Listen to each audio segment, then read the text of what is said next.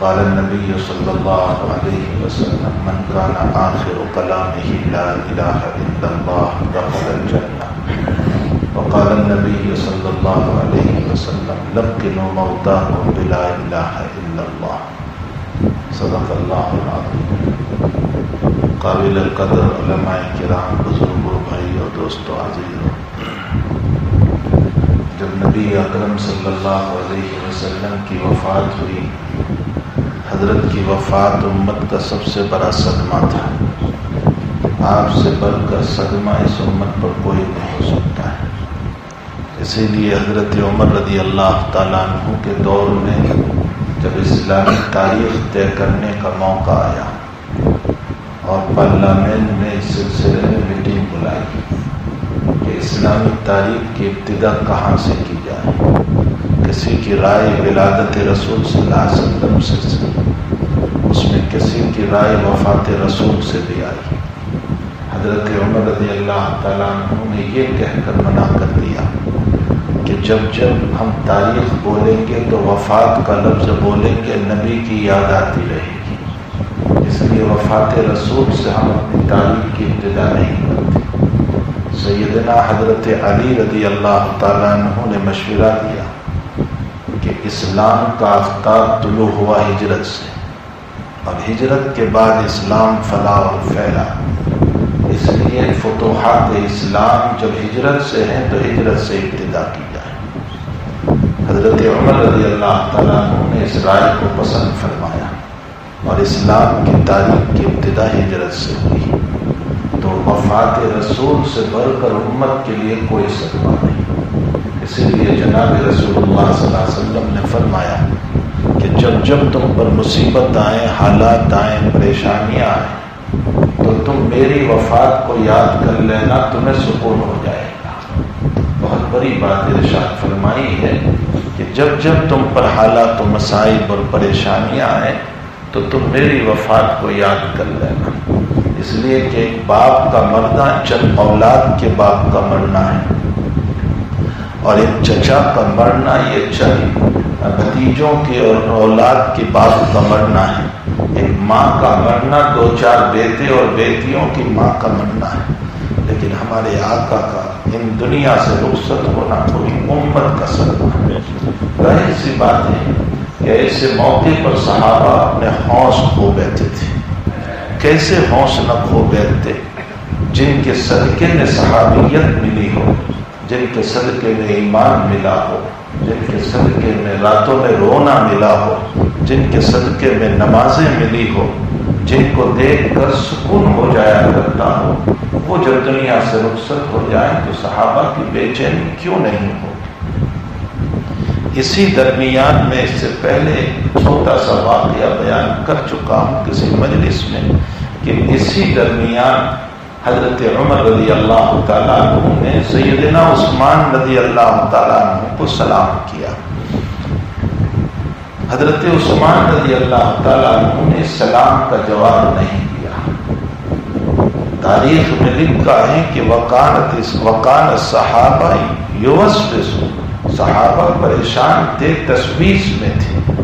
تشویش کس بات کی تھی کہ آقا چلے گئے تو اب دین باقی رہے گا ہی نہیں، دین کا کیا ہوگا.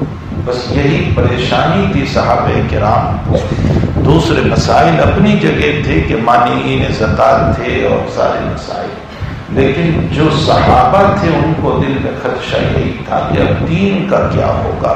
حضرت تو دنیا سے تشریف لے گئے، دین باقی رہے گا یا نہیں رہے گا.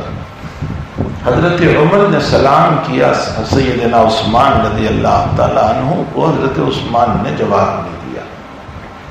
حضرت عمر رضی اللہ تعالیٰ عنہ اس مقدمے کو لے گئے صدیق اکبر کی کورٹ میں، اور امیر المؤمنین کے پاس، خلیفۃ المسلمین کے پاس اس مقدمے کو لے گئے اور فرمایا کہ حضرت میں نے عثمان کو سلام کیا، انہوں نے مجھ کو جواب نہیں دیا. معلوم ہوتا ہے کہ صحابہ کا سب سے بڑا سرمایہ ان کا دین تھا.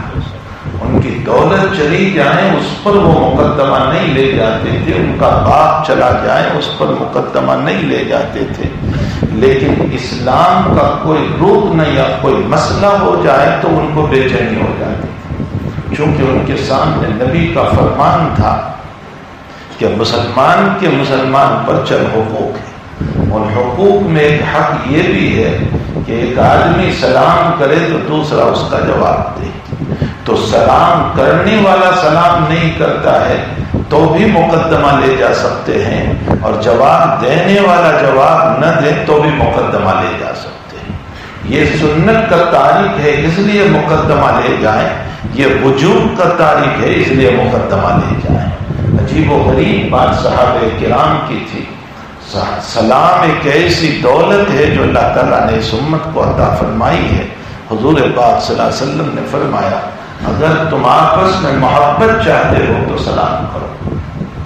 فرمایا الا ادلک علی عمل، میں تمہیں ایک ایسا عمل نہ بتا دوں کہ اگر تم اس عمل کو کرو گے تو آپس میں محبت پیدا ہو جائے گی، اور وہ عمل جو نبی کریم صلی اللہ علیہ وسلم نے بتایا وہ سلام کا عمل ہے۔ فرمایا کہ سلام کو، مسند احمد کی روایت ہے کہ کسی نے سوال کیا نبی اکرم صلی اللہ علیہ وسلم سے حج مبرور کس کو فرماتے ہیں، حج مبرور کس کو کہتے ہیں؟ تو اللہ کے نبی نے یہ نہیں فرمایا کہ عرفات میں بہت وظیفے پڑھ لینا اور مینا میں بہت وظیفے پڑھ لینا اور مزدلفہ میں رات بھر تہجد پڑھتے رہنا۔ خدا پاک کی قسم مسند احمد کی روایت اٹھا کر دیکھو، ایک عمل کا اس میں تذکرہ نہیں فرمایا۔ حج مبرور کس کو کہتے ہیں؟ آقا صلی اللہ علیہ وسلم فرماتے ہیں افشاء السلام و اطعام الطعام، سلام کو عام کرو اور کھانا کھلاؤ، اللہ تمہیں حج مبرور نصیب فرما دے گی۔ محدثین فرماتے ہیں کہ ان دونوں میں ربط کیا ہے؟ فرمایا کہ اصل میں قرآن کہتا ہے کہ تم لا تنازع، کیا ہے وہ حج کی آیت جس کے اندر کہا گیا فلا رفث ولا فسوق ولا جدال فی الحج، فسق و فجور کی باتیں نہ ہو، گندی باتیں نہ ہو، جھگڑے نہ ہو، اس کو حج کہا گیا۔ لا رفث ولا فسوق ولا جدال فی الحج، ظاہر سی بات ہے کہ جو آدمی سلام کرے گا دوسروں کو وہ کبھی جھگڑا نہیں کر سکتا ہے، اور جو کھانا کھلائے گا وہ کبھی غلط باتوں پر، فسق و فجور پر اور جدال پر نہیں جائے گا۔ اس کی طرف حضور پاک صلی اللہ علیہ وسلم نے اشارہ فرمایا۔ تو بہرحال حضرت عمر رضی اللہ تعالیٰ عنہ استغاثہ لے گئے کورٹ میں، حضرت عمر حضرت ابوبکر کے کیس لے گئے۔ فرمایا میں نے عثمان کو سلام کیا، میرے سلام کا جواب نہیں دیا۔ حضرت عثمان کو بلایا، حضرت ابوبکر صدیق رضی اللہ تعالیٰ عنہ نے فرمایا تمہارے بھائی نے تمہیں سلام کیا، تم نے جواب نہیں دیا۔ تو حضرت عثمان رضی اللہ تعالیٰ عنہ فرماتے واللہ ما شعرت، اللہ کی قسم مجھے کچھ پتا نہیں۔ حضرت عمر کہتے ہیں واللہ سلمت، فرمایا اللہ کی قسم میں نے سلام کیا ان کو۔ اب یہ بھی قسم کھا رہے ہیں، یہ بھی قسم کھا رہے ہیں۔ حضرت ابوبکر نے فرمایا کہ بھائی میں کیا فیصلہ کروں اس میں؟ تو حضرت عثمان نے فرمایا کہ بہت ممکن ہے میں تشویش میں ہوں، میں پریشانی میں ہوں، اور اس کی وجہ سے مجھے ان کے سلام کا پتہ نہیں رہا۔ فرمایا کیا پریشانی ہے آپ کو؟ اب مسئلہ تو حل ہو گیا کہ بے شعوری کی وجہ سے جواب نہیں دیا ہے، لیکن اب پریشانی کیا ہے آپ کی؟ فرمایا اللہ کے نبی دنیا سے تشریف لے گئے، میرا ایک سوال رہ گیا۔ فرمایا کیا سوال؟ فرمایا وفات رسول پر مجھے سوال پیدا ہوا کہ ما نجات فی ھذا الامر، فرمایا امر بمانا دین ہے، فرمایا کہ اس دین کی حفاظت میں کیسے کر سکتا ہوں؟ اور جب آپ تشریف لے گئے تو اس دین کی حفاظت کی شکل کیا ہوگی میرے پاس؟ تو سیدنا ابوبکر صدیق رضی اللہ تعالیٰ عنہ نے فرمایا کہ جو سوال تمہارے دل میں ہے وہ میں نبی سے پوچھ چکا ہوں۔ صدیق اکبر نے فرمایا میں یہ سوال کر چکا ہوں نبی کریم صلی اللہ علیہ وسلم سے۔ تو حضرت عثمان رضی اللہ تعالیٰ عنہ فرماتے ہیں فداک ابی و امی، میرے ماں باپ آپ پر قربان، انت احق हाज़ा सवाल, तुम ही लायक थे कि तुम नबी से ये सवाल करो। ये सैयदना उस्मान रज़ी अल्लाह तआला अन्हु ने फरमाया। उसके बाद फरमाया कि हजरत क्या जवाब दिया था नबी करीम सल्लल्लाहु अलैहि वसल्लम ने? फरमाया मैंने जब हुजूर पाक सल्लल्लाहु अलैहि वसल्लम को ये कहा कि हजरत इस दीन की हिफाजत का क्या मसला होगा, इसलिए कि आसार ऐसे चल रहे थे कि आप दुनिया से जाने वाले हैं। आप हज्जतुल वदा में एक खुतबा दे रहे हैं जिससे मालूम होता है कि आप दुनिया से जाने वाले हैं। आप कलेमात इस तरह के बोल रहे हैं जिससे मालूम होता है कि अब आप दुनिया से जाने वाले। बेशुमार इशारात में आपने बता दिया था कि अब मैं दुनिया से जाने वाला हूँ। तो अबू बकर कहते हैं कि मैंने पूछ लिया कि हजरत इस दीन की हिफाजत का क्या रास्ता हो सकता है। मैंने ये तो नहीं कहा कि आपके बाद, अलबत्ता मैंने ये कहा कि हिफाजत शरीयत का क्या रास्ता हो सकता है। तो जनाब नबी करीम सल्लल्लाहु अलैहि वसल्लम ने जवाब दिया, अल कलिमतुल्लती कद अरस्तु अला अम्मी, फरमाया वो कलेमा जो मैंने अपने चचा के सामने पेश किया था, उसी कलमे को अगर लाजिम पकड़ोगे तो शरीयत महफूज रहेगी। मतलब ला इलाहा इल्लल्लाह। चचा से मतलब चचा अबू तालिब है। जब अबू तालिब की मौत और वफात का वक्त करीब आया तो लोग ये चाहते थे कि मोहम्मद ना आए, चूंकि मक्की जिंदगी थी, अबू जहल अबू लहब वगैरह बैठे हुए थे, वो ये चाहते ही नहीं थे कि मोहम्मद यहाँ आए। लेकिन नबी करीम सल्लल्लाहु अलैहि वसल्लम के चचा थे, आपको कोई रोक तो सकता नहीं था। आप तशरीफ ले गए और आका सल्लल्लाहु अपने चचा की खिदमत में पहुंचकर कहा, आप मेरे बाप की तरह हैं, बल्कि मेरे बाप हैं। आपने मुझको संभाला और मेरी बहुत खिदमत की है। कदम कदम पर आपने मेरा ताउन किया है। मेरा हक बनता है कि मैं दायमी जहन्नम से आपको बचाऊं। इसलिए या अम्मी कुल ला इलाहा इल्लल्लाह, मेरे चचा इस कलमे को आप पढ़ लीजिए, बाद के सारे मसाइल को मैं अल्लाह से हल कर लूंगा। आप सिर्फ इस कलमे को पढ़ लीजिए, मैं अगले सारे मसाइल को अर्ज़ मारूस करके जो कमियां होगी, जो मसाइल होंगे, मैं गुफ्तगू कर लूंगा, लेकिन आप इस कलमे को पढ़ लीजिए। उस मौके पर चचा अबू तालिब ने कुछ अशआर पढ़े हैं जिसको मुअर्रिखीन ने भी नकल किए, मुहद्दिसीन ने भी नकल किए, जिसका खुलासा ये है कि आपने नबी करीम सल्लल्लाहु अलैहि वसल्लम को फरमाया कि ए मोहम्मद, तू जिस दीन को लेकर आया है वो खैरुद्दीन है, बिल्कुल मैं तस्लीम करता हूँ। वह अंत सादिकुन व अमीनुन, तुझसे बढ़कर सादिक भी कोई नहीं, तुझसे बढ़कर अमानतदार भी कोई नहीं। उसके बाद दूसरे शेर में फरमाया कि मेरे भतीजे अगर मेरे होते हुए कोई हाथ भी लगाए तो अबू तालिब मरते मरते भी तेरी हिफाजत करेगा। उसके बाद तीसरे शेर में आपने जो फरमाया, लौलल मलामतु अलैया, ऐ मेरे भतीजे, अगर मुझे मलामत का खतरा ना होता, यानी मैं अगर तेरा कलमा पढ़ लूं तो मेरी मौत के बाद जो है मक्के की गलियों में लोग बातें करेंगे कि बुज़दिल था, मरते मरते बाप के मज़हब को छोड़ गया। बस ये मलामत का मसला आखिरी कलिमात थे और इन्हीं कलिमात पर आप दुनिया से रुखसत हो गए। इसलिए उम्मत का मुत्तफ़क़ अलैह फैसला है कि आप इस्लाम नहीं लाए, ईमान नहीं लाए। जनाब नबी करीम सल्लल्लाहु अलैहि वसल्लम ने फरमाया, जब तक मेरा अल्लाह मुझको मना नहीं करेगा मैं अपने चचा के लिए दुआएं मग़फ़िरत करता रहूंगा। अल्लाह ताला को कुरान करीम में मना करना पड़ा कि चाहे वो तुम्हारे करीबी रिश्तेदार हो, लेकिन अगर ईमान नहीं है तो आप उनके लिए इस्तिग़फ़ार नहीं कर सकते, आप उनके लिए तौबा नहीं कर सकते हैं। वमाकान इस्तिग़फ़ार के जरिए से मना कर दिया गया कि आप करीबी रिश्तेदारों के लिए अगर जो, इसलिए कि ईमान बुनियादी चीज है।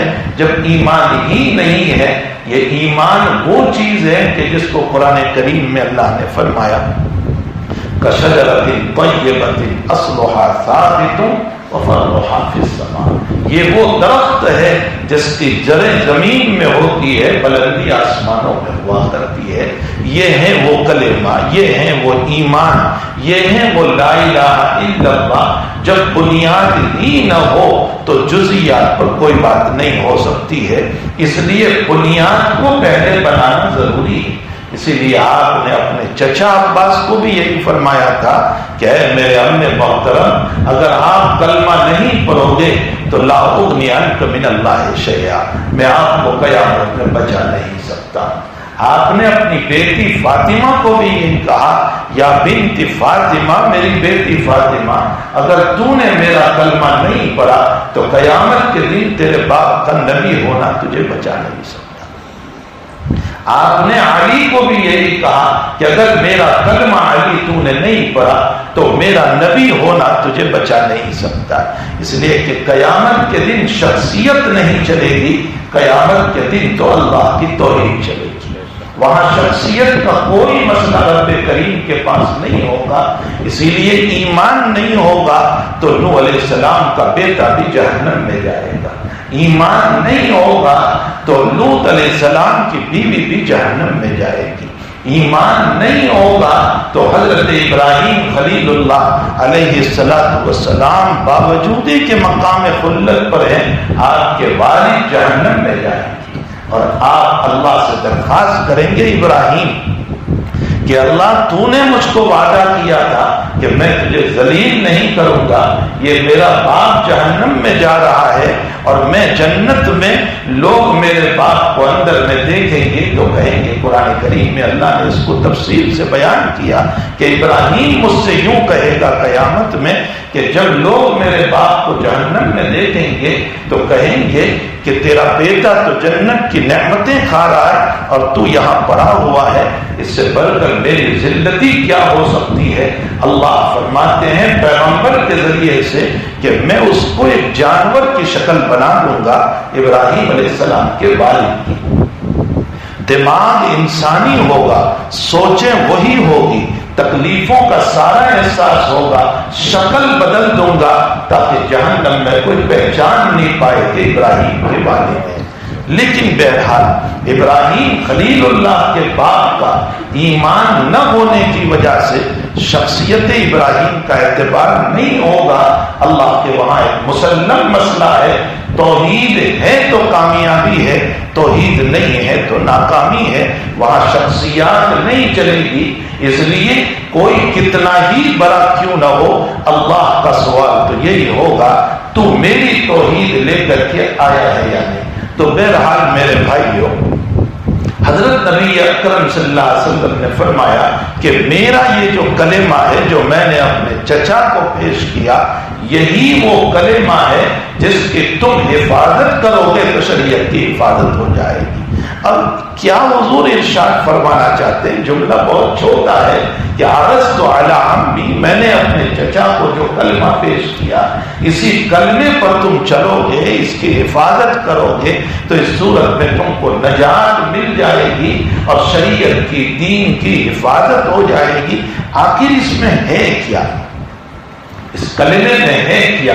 حتیٰ کہ اس کلمے سے متعلق یہ کہا گیا کہ لَقِّنُوا مَوْتَاكُمْ بِلَا إِلَٰهَ إِلَّا اللَّهِ، جب روح نکل رہی ہے تو تلقین کرو لا الہ الا اللہ کی، مرنے والے کو بار بار پڑھاؤ. لیکن یہ مسئلہ بھی یاد رکھو کہ اگر مرنے والے نے ایک مرتبہ پڑھ لیا اور اس کے بعد کوئی کلام نہیں کیا تو اصرار نہیں کرنا چاہیے.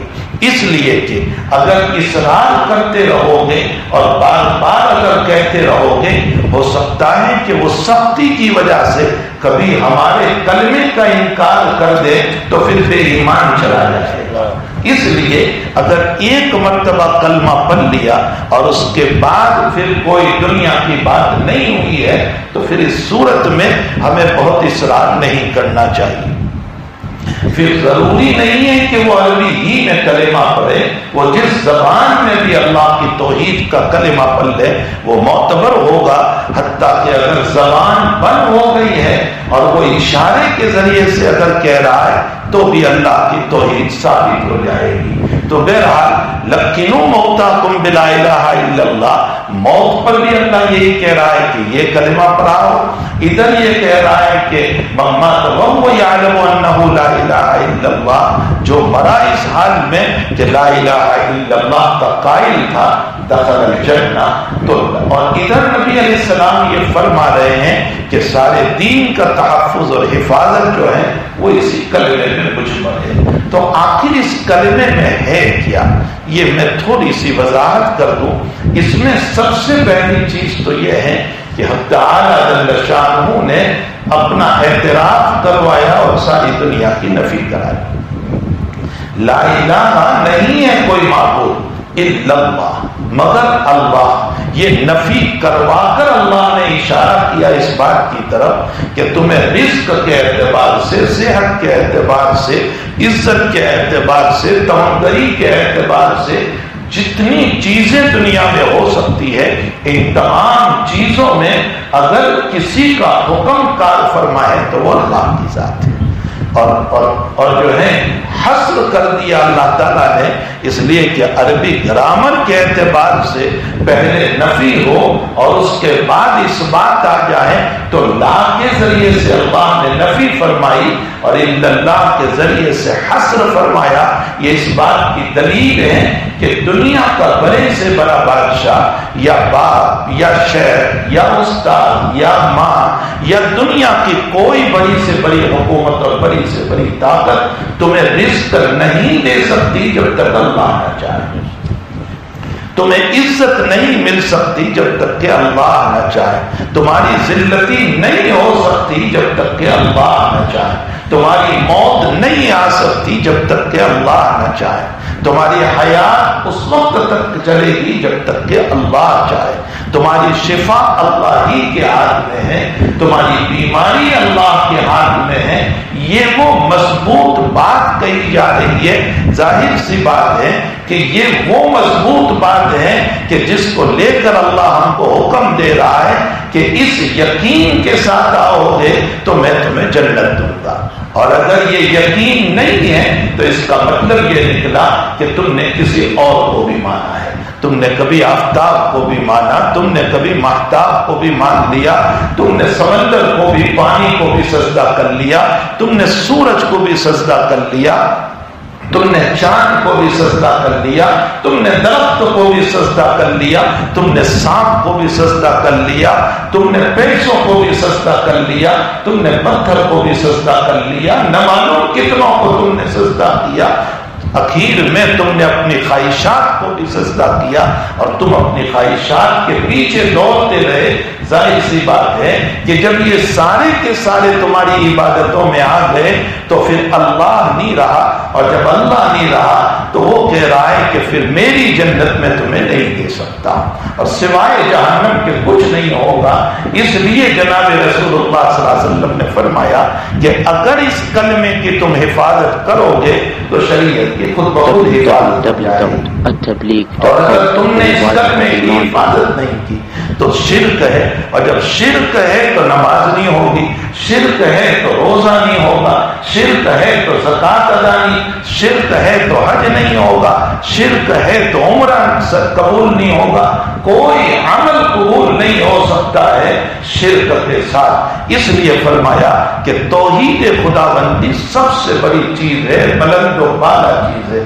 حضرت عبداللہ المدادین رضی اللہ تعالیٰ عنہ بالکل جوان صحابی ہے، نام تو ان کا عبداللہ تھا، حضور پاک صلی اللہ علیہ وسلم نے ان کو ذوالمجادین کا لقب دیا تھا۔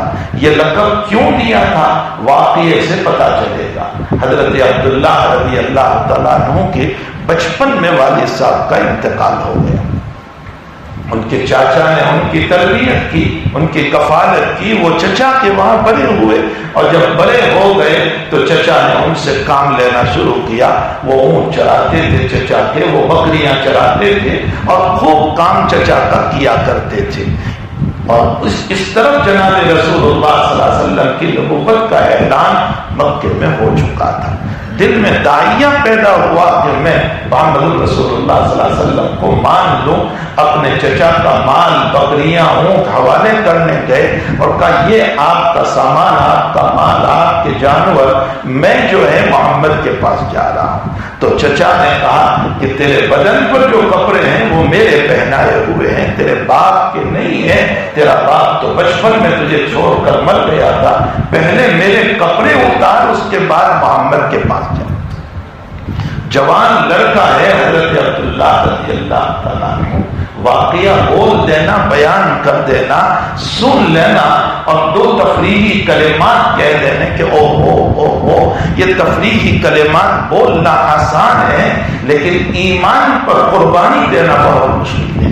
حضرت عبداللہ رضی اللہ تعالیٰ عنہ کو بالکل برہنہ کر دیا، اور آپ برہنگی کی حالت میں مکہ کی گلی میں گزرتے ہوئے اپنی ماں کے پاس جا رہے ہیں اور کہہ رہے ہیں امی سطر چھپانے کے لیے کوئی کپڑا دے دے۔ تو ماں کے پاس ایک کمبل تھی، وہ اپنے بیٹے کو دے دی، انہوں نے اس کو دو ٹکڑے کیے، ایک نیچے تھوڑا سا سطر چھپا دیا اور تھوڑا کپڑا اوپر ڈال دیا، اور جناب نبی کریم صلی اللہ علیہ وسلم کی خدمت میں پہنچے اور اپنا پورا واقعہ بیان کیا کہ حضرت اس طرح کا مسئلہ ہوا ایمان قبول کرنے کے بعد اپنا سارا۔ تو چونکہ یہ دو کمل کے دو ٹکڑے کر کے حضرت کے سامنے گئے تھے، اس لیے حضرت نے ان کو ذوالمدادین کا لقب دیا، ورنہ ان کا نام تو تھا عبداللہ۔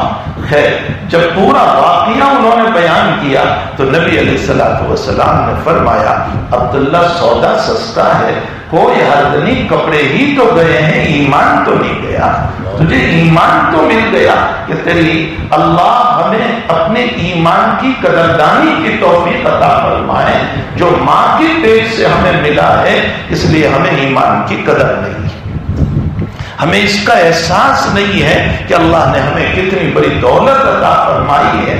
ہم ان لوگوں کو ذرا دیکھ لیں جو کہاں کہاں اپنی پیشانیوں کو جھکا رہے ہیں اور کن کن پتھروں کے سامنے سجدہ کر رہے ہیں اور اللہ کی بغاوت پر زندگیاں گزار رہے ہیں، تب جا کر کے ہمیں اپنی قدر ہوگی کہ ایمان جیسی دولت حق تعالیٰ نے ہمیں کیسی دولت عطا فرمائی ہے۔ اس کلمہ شریفہ کے اندر اللہ کا نام آیا، اللہ نے کوئی صفت نہیں اس میں اختیار کی ہے، اللہ نے اپنا ذاتی نام لیا ہے۔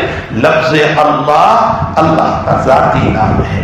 اللہ کا معنی کیا ہوتا ہے؟ المستجمع لجمیع صفاتہ، اللہ اس کو کہتے ہیں جس میں تمام صفات جمع ہو جائے۔ لیکن میرے بھائیو، ایک تو صفات جمع ہوتی ہے، خوب سمجھو اس مسئلے کو، میں ذرا نیچے اتر کے سمجھاؤں تو مقام اللہ سمجھ میں آئے گا۔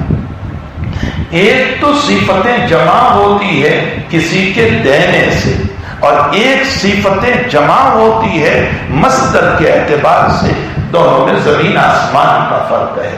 اللہ کی صفات یہ کسی کی دی ہوئی نہیں ہے، اللہ کی اپنی ذاتی صفات ہیں۔ اللہ مصدر ہے اور اس مصدر سے صفات نکل رہی ہے۔ لفظ اللہ اوپر ہے، اس سے کریم نکل رہا ہے، رحیم نکل رہا ہے، غفور نکل رہا ہے، رزاقیت نکل رہی ہے۔ یہ صفات اللہ کے اوپر کوئی نہیں ہے جس نے دی ہو، بلکہ اللہ ہی سے نکل رہی ہے۔ میری اور آپ کی جتنی صفات ہیں ہمارے اندر وہ کسی کی دی ہوئی صفات ہے۔ اور ایک مسئلہ اور سمجھ لو، بحیثیت انسان ہمارا کوئی کمال نہیں ہے، ہماری کوئی فضیلت نہیں ہے۔ ہماری فضیلت ہماری کسی صفت کی بنیاد پر ہے۔ یا تو اللہ نے علم دیا اس لیے عالم کی عزت ہو رہی ہے صفت علم کی بنیاد پر، یا تو اللہ نے تقویٰ دیا صفت تقویٰ کی بنیاد پر عزت ہو رہی ہے، یا تو اللہ نے دولت دی ہے اس کی بنیاد پر عزت ہو رہی ہے۔ حق تعالیٰ جل شانہ کی یہ دی ہوئی جتنی صفات ہیں یہ اللہ ہی کی دی ہوئی صفات ہے، ہمارے اندر کوئی ذاتی صفت نہیں ہے۔ یہی وجہ ہے کہ آپ غور فرمائیں، قرآن کریم کے اندر حق تعالیٰ فرماتے ہیں کہ میں نے تم کو جب دنیا میں بھیجا ہے تو اس وقت تمہارے پاس علم بھی نہیں تھا اور عمل بھی نہیں تھا۔ دونوں چیزیں، ساری ہماری زندگی کا خلاصہ یہی دو چیزیں ہیں، علم اور عمل۔ فرمایا جب تم پیدا ہوئے تو میں نے علم بھی تمہیں نہیں دیا تھا اور میں نے تمہیں عمل بھی نہیں دیا تھا۔ ایک جگہ اللہ فرماتے ہیں واللہ اخرجکم من بطون امہاتکم لا تعلمون شیئا، یہ اہل علم جانتے ہیں کہ لا تعلمون شیئا، شیئا یہ نکیرہ ہے اور نفی کی تحت آیا ہے جس کا معنی تم کچھ نہیں جانتے۔ عموم کا معنی ہو رہا ہے تم کچھ نہیں جانتے تھے جب تم پیدا ہوئے تھے، ہم نے تم کو بے علم بھیجا تھا، تم ماں کو نہیں پہچانتے تھے، تم والد کو نہیں پہچانتے تھے، تم اپنے ہاتھ کو نہیں پہچانتے تھے، البتہ ہم نے علم کے تمہیں مشین دیے تھے۔ وَجَعَلَ لَكُمُ السَّمْعَ وَالْأَبْصَارَ وَالْأَفْئِدَةَ، ہم نے تم کو آنکھیں دی، کان دیے، دل دیا تاکہ تم علم حاصل کرو۔ تو آئے تو بے علم آئے تھے اور بغیر عمل کے بھی آئے تھے، عمل نہیں تھا۔ وَمَا أُبَرِّئُ نَفْسِي إِنَّ النَّفْسَ لَأَمَّارَةٌ بِالسُّوءِ، فرمایا میں اپنے نفس کو بری نہیں کہہ رہا ہوں، یوسف علیہ السلام کہہ رہے ہیں یہ ہمیشہ برائیوں کا حکم دیتا ہے، مگر جس پر اللہ رحم کر دے وہی اچھا چلتا ہے۔ معلوم ہوتا ہے انسان کی فطرت یہ بے عملی کی فطرت ہے، فسق و فجور کی فطرت ہے، مگر اللہ جب رحم کرتا ہے تو راہ راست پر آ جاتا ہے۔ تو اللہ ان دونوں آیتوں سے خوب سمجھ لو، ہمیں یہ بتانا چاہ رہے ہیں کہ تم بے علم آئے اور تم بے عمل آئے، ہم نے علم تم کو دیا اور ہم نے عمل تم کو دیا۔ پھر ایک وقت آئے گا کہ تم برے ہو جاؤ گے، پھر اس دولت کو ہم لے لیں گے تمہارے پاس سے۔ لِكَيْ لَا يَعْلَمَ بَعْدَ عِلْمٍ شَيْئًا، کیا لے لے گا اللہ؟ حافظہ لے لے گا، باتیں بھول جائیں گے، کان کی سنوائی لے لے گا، اور جو علم سننے سے حاصل ہوتا تھا وہ بھی ختم، بینائی کھینچ لیتا ہے یا کمزور کر دیتا ہے، دیکھ کر کے جو علم حاصل کرتے تھے وہ بھی ختم، لکھ کر کے علم لیتے تھے راشا پیدا کر دیا، اب لکھ بھی نہیں پاتے، تو نہ کان سے علوم اب آتے ہیں، نہ آنکھ سے علوم اب آ رہے ہیں، نہ ہاتھ سے علوم آ رہے ہیں، تو جو ماضی کا علم دماغ میں تھا وہ بھی ختم، اور آئندہ اب علم بھی نہیں لے سکتے، اس لیے کہ وَجَعَلَ لَكُمُ السَّمْعَ، وہ دیا تھا اس کو پھر اللہ نے لے لیا۔ جو مشینیں ہم کو دی تھی رب کریم نے، ان مشینوں کو پھر کھینچ لی اللہ نے، ہماری بینائی کمزور، ہماری آنکھیں کمزور، ہمارا دماغ کمزور، تو نہ ماضی کا علم رہا اور نہ آئندہ اب ہم علم حاصل کر سکتے ہیں۔ میں یہ ثابت کرنا چاہتا ہوں کہ علم اللہ کی دولت ہے، اس نے ہم کو علم عطا فرمایا، میرا اور آپ کا اپنا ذاتی کمال کچھ نہیں ہے، اور جب ذاتی کمال نہیں ہے تو پھر انسان کسی چیز پر فخر بھی نہیں کر سکتا۔ اس کے مقابلے میں رب کریم کا حال یہ ہے کہ جتنی صفات ہے اللہ تعالیٰ کی، وہ تمام کی تمام صفات یہ اللہ کی ذات کے نیچے ہیں۔ یہ یاد رکھیں کہ مجھے اور آپ کو جو بڑائی ملی ہے وہ صفت کمال کی بنیاد پر، اللہ کو صفات کی بنیاد پر بلندی نہیں ہے، اس کی ذات کی بنیاد پر بلندی ہے۔ اس کی ذات بلند و بالا ہے، اتنی بڑی ذات ہے، اتنی بڑی ذات ہے، جیسے آفتاب یہ شعاعیں جو نکل رہی ہے، وہ شعاعیں کبھی بھی یہ نہیں کہہ سکتی کہ میرا احسان آفتاب پر ہے، بلکہ آفتاب کا احسان ہے ان شعاعوں کے اوپر، ٹھیک اسی طرح اللہ کی صفات پر اللہ کی ذات کا احسان ہے کہ اس سے رحیمیت نکل رہی ہے، کریمیت نکل رہی ہے، غفاریت نکل رہی ہے، یہ ہے وہ اللہ کی ذات۔ جس لفظ کو اللہ تعالیٰ نے لا الہ الا اللہ میں استعمال فرمایا ہے، اگر بندہ اس تفسیر کو سمجھ لیں تو خدا پاک کی قسم اللہ کی عظمت دل میں آ جائے گی کہ وہ ذات وہ بلند و بالا ہے جو مصدر الصفات ہے، وہاں سے صفات نکل رہی ہے، اس کی ذات بلند و بالا ہے، وہ کسی کی محتاج نہیں، ساری کائنات اس کی محتاج ہے، میرے اور آپ کے کمالات اس کے دیے ہوئے ہیں۔ حضرت قاسم العلوم والخیرات حضرت نانوتوی رحمۃ اللہ علیہ کا ایک جملہ میں نے کئی جگہوں پر درس میں نقل کیا، وہ فرماتے ہیں کہ اللہ کا کمال یہ بھی ہے کہ تمہیں کمال صفت سے متصف کر دیا۔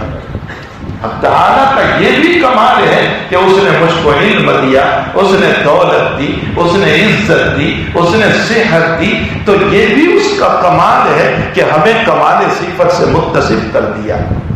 اگر وہ رب بخیلی پر آ جائیں تو خدا پاک کی قسم ہم میں سے کوئی پانی کا محتاج ہو جائے گا، ہم میں رزق کا محتاج ہو جائے گا، ہم عزت کے محتاج ہو جائیں گے، ہماری ذلتیوں کے ڈنک کے بجیں گے۔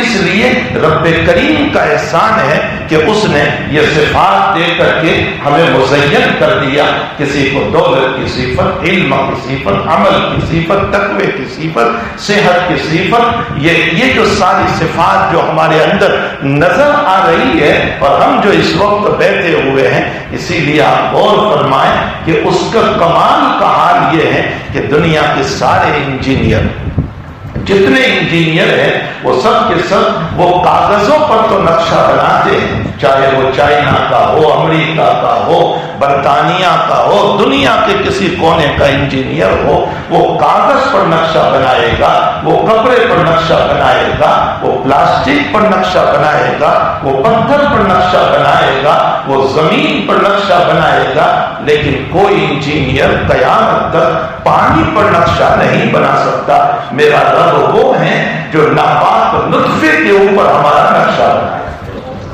اللہ جل شانہ نے میرا اور آپ کا نقشہ جو ہے وہ چند منی کے قطروں کے اوپر بنا کر کے اس انسان کو خوبصورت بنایا۔ اسی لیے اللہ کی ذات وہ ہے جہاں بندہ جا کر کے عاجز ہو جاتا ہے۔ خداوند قدوس کی ذات ہی وہ ہے، اللہ کی ذات ہی وہ ہے کہ جہاں سارے بندے عاجز ہو جاتے ہیں۔ یہ ہے وہ اللہ کا معنی۔ اس میں تو قابل نے بہت تفسیر کی ہے، موقع نہیں ہے، انشاءاللہ موقع رہا تو کل کی مجلس میں، اس لیے کہ جس ذات کو ہم سجدہ کر رہے ہیں، جس کے سامنے سر و سجود ہو رہے ہیں، جس کے سامنے ہاتھ باندھ کر کھڑے ہیں، ہمارے حضرت شیخ رحمۃ اللہ علیہ جب یہ اس بحث پر پہنچتے تھے کہ ہاتھ ناف کے اوپر باندھے یا ناف کے نیچے باندھے، تو حضرت شیخ رحمۃ اللہ علیہ ایک شعر پڑھا کرتے تھے کہ قتل کر ڈالو یا جرم الفت بخش دو، قتل کر ڈالو یا جرم الفت بخش دو، لو کھڑے ہیں ہاتھ باندھے ہم تمہارے سامنے۔ یعنی گویا بزبان حال یہ بندہ ہاتھ باندھ کر یہ اللہ کو کہہ رہا ہے کہ اللہ فرط محبت میں آیا ہوں، یا تو محبت میں قتل کر دے یا مجھے قبول کر لے۔ یہ شاعر کے کہنے کا مطلب ہے حضرت شیخ نے، اور شعر کو اس نے اپنے دوسرے معنی میں حضرت شیخ نے یہ معنی لیا ہے کہ قتل کر ڈالو یا جرم الفت بخش دو، لوگ کھڑے ہیں ہاتھ باندھے ہم تمہارے سامنے۔ تو جس رب کے سامنے ہم ہاتھ باندھ کر کھڑے ہو، جس کو رکوع کر رہے ہیں، جس کو سجدہ کر رہے ہیں اور سجدے میں اپنا ماتھا ٹیک رہے ہیں اور سبحان ربی الاعلیٰ سے اس کی علوت بیان کر رہے ہیں اور سبحان ربی العظیم سے اس کی عظمت بیان کر رہے ہیں، بھلا اتنے سارے صفات کا مالک وہ رب، وہ اللہ، اور اس کی حقیقت سے ہم ناواقف۔ یہ حقیقت ہے اس کی، اور اس کو قابل نے اور کھولا ہے۔ اللہ جل شانہ کو ہم تمام کو اللہ کی عظمت نصیب فرمائے۔ اب تعالیٰ کے سامنے ہر وقت سر بسجود ہونے کی توفیق عطا فرمائے۔ تو جو نبی کریم صلی اللہ علیہ وسلم نے فرمایا کہ اگر اس کلمے کی تم حفاظت کر لو گے تو تمہاری شریعت کی حفاظت ہو جائے گی، تمہارے دین کی حفاظت ہو جائے گی۔ جب صدیق اکبر رضی اللہ تعالیٰ عنہ نے حضور کو سوال فرمایا تو جناب رسول اللہ صلی اللہ علیہ وسلم نے یہ جواب دیا تھا، اور یہ جواب حضرت عثمان رضی اللہ تعالیٰ عنہ کے سوال کا خلاصہ تھا، جواب تھا جو حضرت عثمان رضی اللہ تعالیٰ عنہ کو صدیق اکبر نے سنایا۔ اللہ تعالیٰ حیات اس کلمے سے ہم سب کو وابستگی نصیب فرمائے اور اس کلمے کے ورد کی توفیق عطا فرمائے۔ جو ورد رہے گا موت کے وقت وہی ورد آئے گا، جو زبان پر کلمات رہیں گے موت کے موقع پر وہی کلمات آئیں گے۔ اس لیے موت تک وَاعْبُدْ رَبَّكَ حَتَّى يَأْتِيَكَ الْيَقِينُ، موت تک اس کلمے کو ہم سب کو ورد کی توفیق عطا فرمائے، اور جب دنیا سے جائیں تو تعالیٰ اس کلمے کے ساتھ ہمیں بلا لے۔ وصلی اللہ علی النبی الکریم، الحمد للہ رب العالمین، الرحمن الرحیم، مالک یوم الدین، إياك نعبد وإياك نستعين اهدنا الصراط المستقيم صراط الذين أنعمت عليهم من النبيين والصديقين والشهداء والصالحين وحسن أولئك رفيقا اللهم صل على سيدنا حبيبنا وشفيعنا وسندنا مولانا محمد وبارك وسلم. اللہ اللہ تیرا بہت پیارا نام ہے، اے اللہ ہمیں اس کے ورد کی توفیق عطا فرما. اللہ آپ کا بہت پیارا نام ہے، اے اللہ ہمیں اس کے ذکر کی توفیق عطا فرما. اللہ ہم آپ کے سامنے جھکتے ہیں، ہمارے سجدوں میں محبتیں پیدا فرما، ہمارے رکوع میں محبت پیدا فرما، عظمت پیدا فرما. اے اللہ تو ہمارا مالک بھی ہے اب تو ہمارا محبوب بھی ہے. اے اللہ ہم آپ کی مخلوق بھی ہے اور ہم آپ سے محبت کرنے والے بھی ہیں. اللہ آپ اپنی مخلوق کو اپنی شان خداوندی کے مطابق عبادت کی توفیق عطا فرما. اے اللہ شان محبت کے مطابق اے اللہ محبت سے سجدوں کی توفیق عطا فرما. تیرے سامنے شوق کے ساتھ کھڑے ہونے کی ہمیں توفیق عطا فرما. اللہ ہمیں ساجدین میں سے بنا، عابدین میں سے بنا، طائبین میں سے بنا، اللہ مصلیین میں سے بنا. اے الہ العالمین اپنے محبوبین میں سے بنا جن سے تو محبت کرتا ہے. ان بندوں میں ہمارا بھی شمار فرما دے.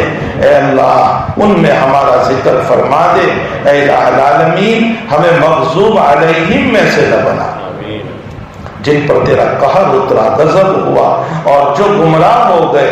اللہ ان میں سے بننے سے ہم سب کی حفاظت فرما. ہماری دعاؤں کو اپنے فضل و کرم سے قبول فرما. وصلی اللہ علی النبی الکریم برحمتک یا ارحم الراحمین.